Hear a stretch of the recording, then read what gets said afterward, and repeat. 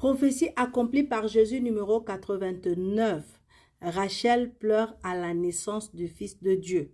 Cette prophétie a été faite dans Jérémie chapitre 31 verset 15 qui dit « Ainsi parle l'Éternel, une voix a été entendue à Rama, des pleurs et de grandes lamentations. C'est Rachel qui pleure ses enfants et elle ne veut pas être consolée parce qu'ils ne sont plus. » Cette prophétie a été accomplie dans Matthieu chapitre 2 verset 16 à 18 qui dit « Or, Hérode, voyant qu'il avait été joué par les mages, fut dans une grande fureur, et il envoya tuer tous les enfants qui étaient à Bethléem et dans tous les environs depuis 2 ans et au-dessus, selon le temps qu'il avait soigneusement appris des mages.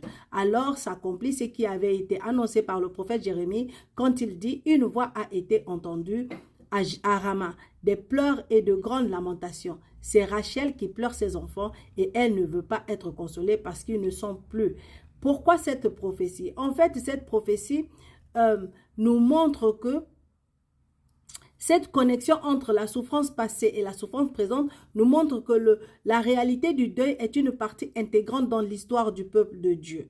Et aussi que dans le Christ, la promesse d'espoir et de réconciliation reste vraie même aujourd'hui.